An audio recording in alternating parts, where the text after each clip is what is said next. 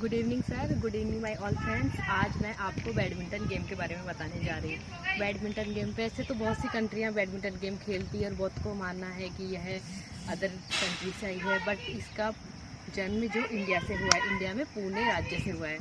पहले इसको बैटलडोर और शटलकॉक से खेला जाता था। बैटलडोर जो कि यूनान में, इजिप्ट में खेला जाता था। बैटलडोर होता है एक लकड़ी का पैडल होता है जिससे हम हिट करते हैं, और जिसको हिट करते हैं उसको शटलकॉक कहा जाता था। यह गेम 18वीं सदी में अंग्रेजों द्वारा पहले खेला जाता था, और इस गेम को पहले आर्मी ऑफिसर और अंग्रेज लोग ज़्यादा खेलते थे। 1850 में यह गेम बहुत ज़्यादा फेमस हो गया पुणे में, तब इसका नाम पुणे रख दिया गया। और 1873 में यह गेम बैडमिंटन के नाम से जाना गया। अंग्रेजी ऑफिसर्स वगैरह थे, उन्होंने इस गेम को बैडमिंटन का नाम दे दिया था। और जो इंडिया में यह गेम बड़े बड़े राजा महाराजा और बड़े बड़े रियासतों वाले राजा महाराजा लोग ही बैडमिंटन गेम खेलते थे। ये जो बैडमिंटन गेम है, पहले इसके कोई ग्राउंड मेजरमेंट नहीं होता था। पहले एक ये नॉर्मल हॉल में खेला जाता था। जिस हॉल में खेला जाता था उसका ना कोई ग्राउंड मेजरमेंट होता था, ना कोई और होता था। ये ओनली एक नॉर्मल हॉल में खेला जाता था। और हॉल में खेला जाता था, बीच में एक तार बांध दिया जाता था और उसके ऊपर से कॉक को हिट करना होता था। 1887 में बैडमिंटन के बेसिक रूल्स बने, और 1895 में इसके रूल्स को मॉडिफाई किया गया, कुछ नए रूल्स ऐड कर दिए गए। और 1893 में इंग्लैंड में बैडमिंटन इंग्लैंड एसोसिएशन बनी। 1893 में बैडमिंटन इंग्लैंड एसोसिएशन बनी। और 1934 में इसका पहला क्लब बना गया, जिसे इंटरनेशनल बैडमिंटन फेडरेशन के नाम से जाना गया। इसमें बहुत सी प्रतियोगिताएं होती है मेंस के लिए। फर्स्ट वर्ल्ड चैम्पियनशिप हुई थी 1948 में, जिसे थॉमस कप के नाम से जाना जाता था। ये मेंस के लिए हुई थी पहली कप। और वुमेन्स के लिए पहली वर्ल्ड कप हुई थी, उसे उबेर कप के नाम से जाना जाता था। और सीनियर बॉयज़ सीनियर्स के लिए, मेंस के लिए जो पहला सीनियर बॉयज़ के लिए हुई थी, उसे रहमतुल्लाह कप के नाम से जाना जाता था। और वुमेन्स के लिए जो हुआ था उसे चड्डा कप के नाम से जाना जाता था। और जो सीनियर मेंस वगैरह थे, उनके लिए एक और टूर्नामेंट था, जिसे विकास ट्रॉफी वाला चैलेंज कप के नाम से भी जाना जाता था। विकास ट्रॉफी वाला चैलेंज कप। और ये तो हुई सीनियर की बात। अब मैं जूनियर की बताती हूँ। जूनियर नेशनल बॉयज़ के लिए होती है, जिसे नारंगी कप के नाम से जाना जाता है। और जूनियर गर्ल्स की जो टूर्नामेंट प्रतियोगिता होती है, उसे शाफी कुरैशी कप के नाम से जाना जाता है। अब मैं आपको बैडमिंटन के ग्राउंड के मेजरमेंट के बारे में बताती हूँ। बैडमिंटन का ग्राउंड होता है वह उत्तर दक्षिण दिशा में बनाया जाता है, जो कि एक आयताकार होता है। और ये है वाइट और येलो कलर की मार्किंग टेप से बनाया जाता है। और जो मार्किंग टेप होती है उसकी 4 मीटर मोटी लाइन होती है। और यह जो इंडोर में खेला जाता है उसकी 9 मीटर की हाइट होती है ग्राउंड की। और ग्राउंड की लंबाई होती है 13.40 मीटर, और चौड़ाई होती है 6.10 मीटर। और ये डबल्स की थी। सिंगल्स की होती लंबाई तो वही रहती 13.40 मीटर, और चौड़ाई होती है 5.18 मीटर। ये सिंगल्स की होती है। और कोर्ट को 2 भागों में विभाजित किया जाता है सेंटर लाइन द्वारा। सेंटर लाइन से शॉर्ट सर्विस लाइन की दूरी होती है 1.98 मीटर। और शॉर्ट सर्विस लाइन होगी, शॉर्ट सर्विस से लॉन्ग सर्विस लाइन की होती है 3.88 मीटर। और पहले हो गई शॉर्ट सर्विस, फिर हो गई लॉन्ग सर्विस, और पीछे होती है बैक बाउंड्री। उसकी लंबाई होती है 0.78 मीटर, बैक बाउंड्री लाइन होती है। ठीक है, अब मैं आपको नेट के बारे में बताती हूँ। नेट की लंबाई होती है 6.96 मीटर, और चौड़ाई होती है 0.76 मीटर। और जो पोल लगे होते हैं उनकी हाइट रहती है 1.55 मीटर। और जो नेट के जो खाने होते हैं उनका मेजरमेंट होता है 1.5 सेमी से 2 सेमी के बीच में उनके खाने होते हैं। और जो नेट होता है उसके ऊपर जो पट्टा लगा रहता है वो 7.5 सेंटीमीटर का होता है। अब मैं आपको बताती हूँ शटल कॉक होती है सिंथेटिक और फैदर की। इसका वज़न होता है 4.74 ग्राम से 5.50 ग्राम होता है। और इसमें जो ये पंख्स लगे हुए हैं वो 16 होते हैं। पंखों की लंबाई होती है 62 से 70 mm। जो इनकी लंबाई होती है वो होती है 62 से 70 mm। और जिसका ये जो आधार होता है इसका व्यास होता है 25 से 28 mm। जो ये वाला देखते हैं ना, इसका व्यास होता है 25 से 28 mm। और जो इस साइड ये वाला व्यास होता है इसका होता है 58 से 68 मीटर इसका डायमीटर होता है। और इसकी पूरी जो यहाँ से यहाँ तक की हाइट होती है वो होती है 62 से 70 mm। ठीक है। और इसको और इसको चेक करने के लिए अगर हमको देखना है कि ये शटलकॉक ठीक है, तो इसको अपन जब सर्विस करते हैं तो ये जो ग्राउंड होता है उसकी साइड लॉमी में अगर पहुंच जाती है तो इसका मतलब होता है इसकी स्पीड ठीक है। इसकी स्पीड होती है 530 mm से 990 mm तक इसकी स्पीड होती है। अब मैं आपको रैकेट के बारे में बताऊंगी। रैकेट होता है, इसको बोलते हैं हेड, यहाँ से यहाँ तक इसको बोलते हैं हेड। और जो ये वाला पार्ट होता है इसको बोलते हैं थ्रोएट। जो ये वाला पार्ट होता है उसको बोलते हैं थ्रोएट। और यहाँ से यहाँ तक वाला पार्ट होता है उसको बोलते हैं शाफ्ट और इसको बोलते हैं हैंडल। और जो ये पूरा होता है इसको बोलते हैं फ्रेम। इसको बोलते हैं स्ट्रिंग्ड एरिया। और स्ट्रिंग एरिया होता है इसकी लंबाई होती है 28 सेमी और चौड़ाई होती है 23 सेमी। और इसका वज़न होता है 80 से 100 ग्राम के बीच इसका वज़न होता है। अब इसके मैं आपको थोड़े बेसिक रूल्स बताती हूँ। यह गेम 1 प्लेयर 2 प्लेयर के बीच में खेला जाता है, 1 सिंगल 1 डबल्स में भी खेला जाता है। और यह मैच स्टार्ट करने के लिए सबसे पहले कौन सर्व करेगा इसलिए पहले टॉस करके खेला जाता है। और जब हम इसको हिट करते हैं तो ग्राउंड से, और इस जो हेड होता है ग्राउंड से हेड की दूरी होनी चाहिए 1.15 मीटर हेड की दूरी होनी चाहिए। कितना हुआ? अब मैं आपको बैडमिंटन के फिटनेस कंपोनेंट के बारे में बताऊंगी। सबसे पहले बैडमिंटन में अपन को खेलने के लिए सबसे पहले स्टेमिना, एंड्योरेंस, मसल स्ट्रेंथ आदि की आवश्यकता होती है। तो सबसे पहले फिटनेस कंपोनेंट में सबसे पहले होती है रनिंग, जॉगिंग, जो कि हमारे एंड्योरेंस को बढ़ाती है, वार्म अप, स्टेमिना आदि को बढ़ाती है। तो मैं करती हूँ वार्मिंग।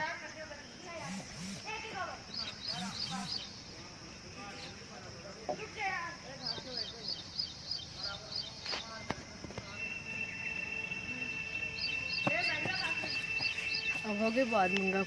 अब इसके बाद सेकंड होती है शटल रन। शटल रन करने के इससे भी हमारा एंड्योरेंस बढ़ता है। शटल रन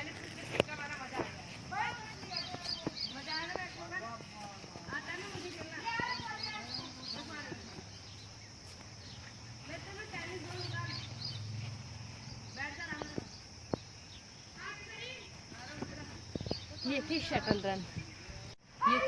अब मैं आपको पुशअप्स करके दिखाऊंगी। पुशअप्स करने से हमारी जो शोल्डर स्ट्रेंथ होती है वो मजबूत होती है और हमारे जो शोल्डर्स की मसल्स होती है वो मजबूत होती है। जब हम रैकेट से हिट करते हैं तो हमारी को शोल्डर्स में पावर की बहुत ज़रूरत रहती है।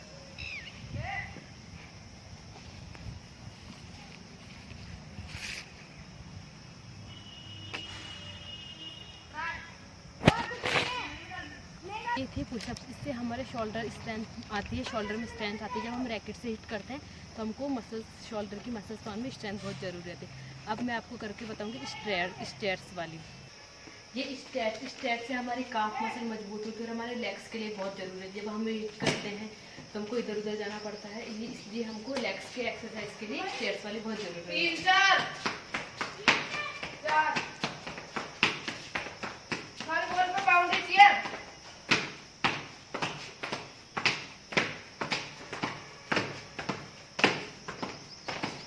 ये थी नेक्स्ट फिटनेस कंपोनेंट है स्क्वाट्स। इससे हमारी हैमस्ट्रिंग मसल्स और लेग्स के लिए बहुत ज़रूरी रहती है।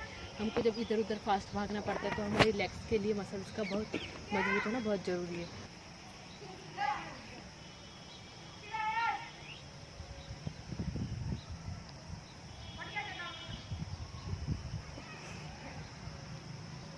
ये थी स्क्वाट्स।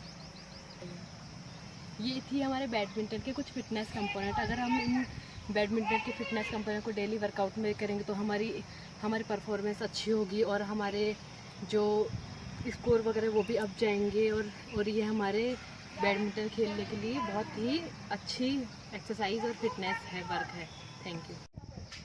आज मैं आपको फुटबॉल गेम के बारे में बताने जा रही हूँ। फुटबॉल एक ऐसा गेम है जो वर्ल्ड फेमस गेम है। इसको 200 से ज़्यादा कंट्री लोग खेलते हैं। फुटबॉल गेम 300 BC से 500 AD के मध्य आया था।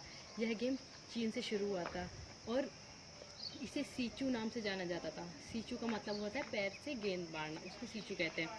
और इसका मिस्र में इसको हास्टी पाटा नाम से जाना जाता था। और यह गेम मिस्र से फिर रोम में आया। इस गेम को पहले सैनिक लोग बहुत खेलते थे और इस गेम को सैनिक लोग बहुत खेलते थे। और यह गेम पहले सुअरों की चमड़ी द्वारा उसमें हवा भर के खेला जाता था ये गेम।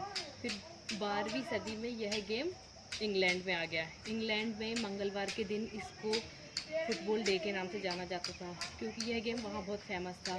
और उस गेम में पहले खिलाड़ियों की कोई संख्या लिमिटेड नहीं थी, पहले 100 खिलाड़ी एक गेम पे टीम में हो जाते थे। और उस टाइम पे अंग्रेज अधिकारी लोग इस गेम को ज़्यादा खेलते थे। 1314 में एडवर्ड नामक व्यक्ति ने इस गेम को बैन कर दिया था, क्योंकि उस टाइम आदमी लोग बहुत ज़्यादा इस गेम को खेलते थे, इसलिए यह गेम बैन कर दिया गया। 1880 में यह गेम और फेमस हो गया। और 1815 में स्कॉट कॉलेज ने इस गेम के रूल्स बनाए। और 1879 में फ्रैगबेल्च कॉलेज में इस जो गेम से उसके रूल्स मॉडिफाई किए थे दोबारा। और फुटबॉल का पहला क्लब 24 अक्टूबर 1857 में स्कैनफील्ड क्लब के नाम से जाना गया। पहले ये गेम बिना गोल पोस्ट के खेला जाता था। 1875 में पहली बार गोल पोस्ट बनाया गया। और 1892 में इसमें गोल पोस्ट में नेट लगाया गया। और 1870 में यह डिसाइड कर दिया गया कि फुटबॉल में एक टीम में 11 प्लेयर होंगे। अब मैं आपको ग्राउंड मेजरमेंट के बारे में बताती हूँ। फुटबॉल का जो ग्राउंड होता है उसकी लंबाई होती है 90 से 120 मीटर और चौड़ाई होती है 45 से 90 मीटर। और जो लाइन होती है उनकी मोटाई होती है 12 सेंटीमीटर। और जो ग्राउंड आयताकार होता है उसको एक सेंटर लाइन बांटा जाता है। सेंटर सर्किल होता है वो 9.15 मीटर का होता है। गोल पोस्ट की ऊंचाई होती है 2.44 मीटर और चौड़ाई होती है 7.32 मीटर। जो गोल पोस्ट होता है उसकी पाइप होती है, उसकी मोटाई होती है 5 इंच।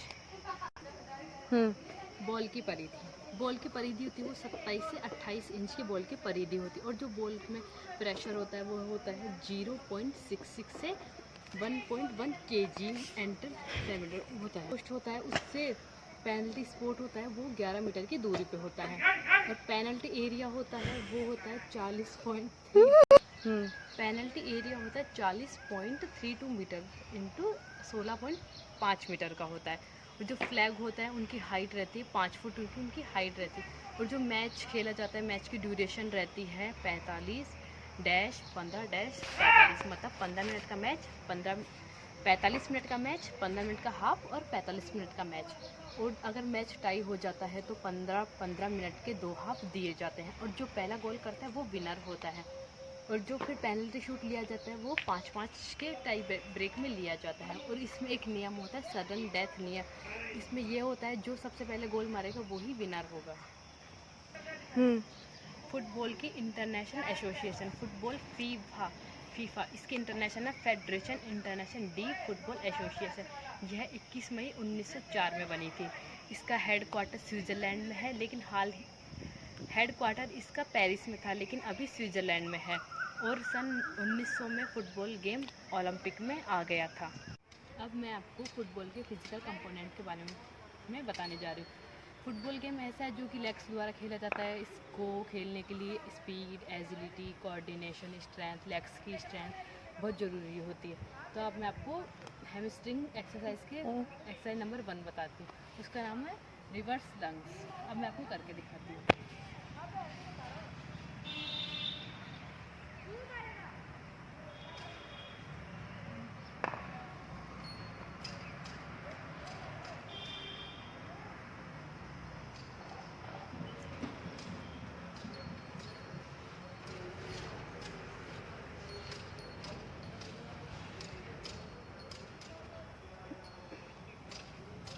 सेकंड एक्सरसाइज है standing hamstring curl.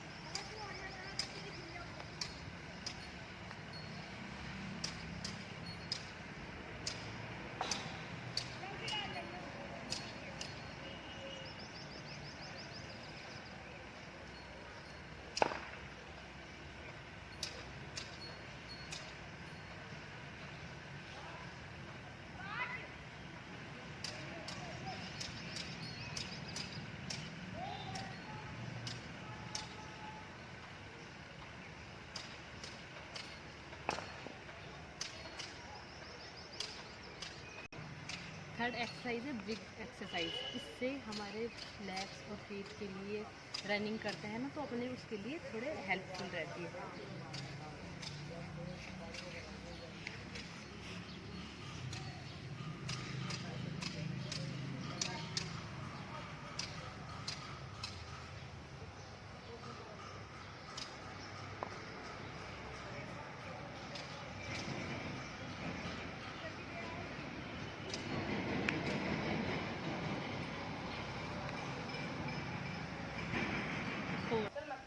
Fourth exercise है सिंगल लेग ब्रिज। इससे हमारे लेग्स की स्ट्रेंथ और कोऑर्डिनेशन के लिए यह बहुत हेल्पफुल है।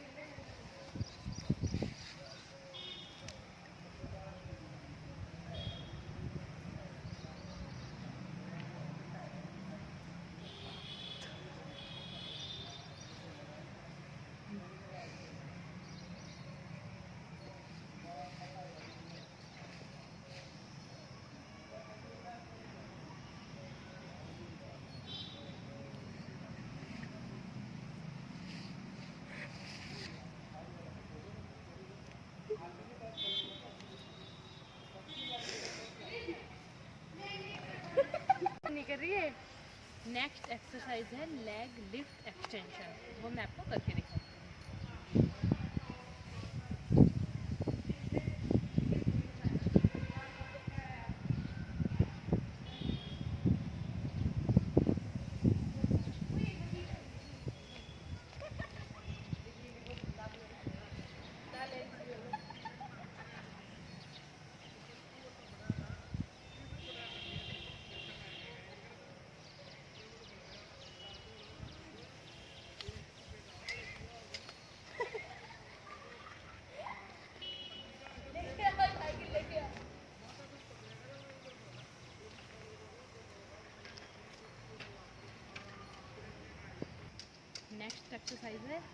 नेक्स्ट एक्सरसाइज है कोर की, जो फुटबॉल के साथ हम करेंगे।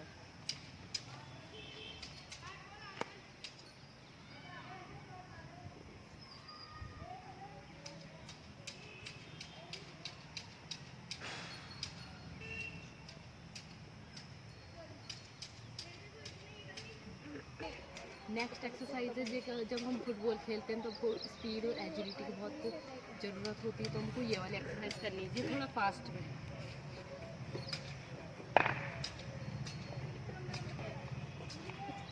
बोलें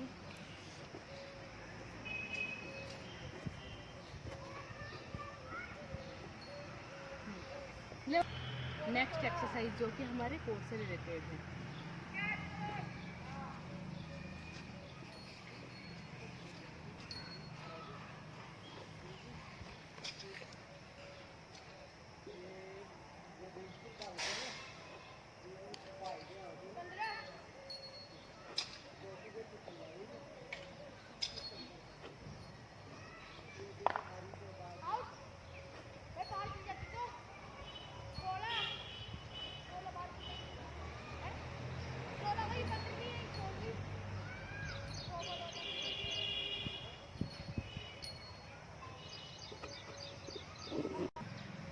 नेक्स्ट एक्सरसाइज स्पीड के लिए, जब हम पास करते हैं हम गोल को, हमको वो फुटबॉल गोल करनी होती है, तो ये एक्सरसाइज है 1 2 3 1 2 3।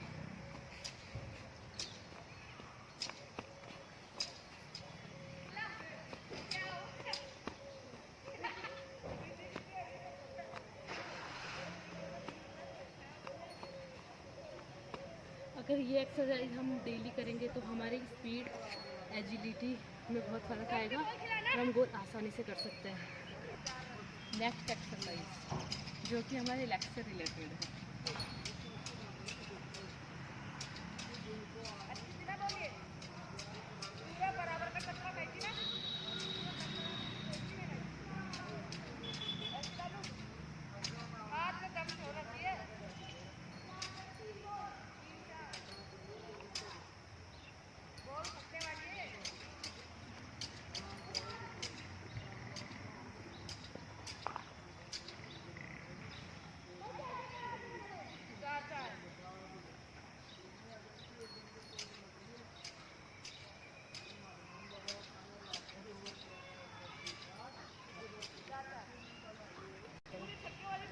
एक्सरसाइज है फुटबॉल के।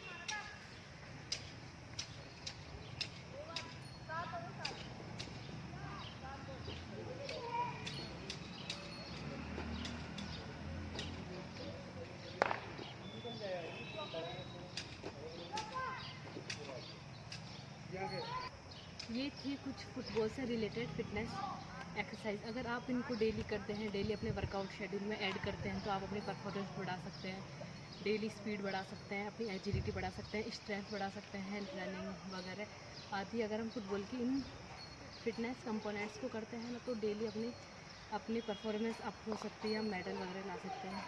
इतना कहना चाहती हूँ।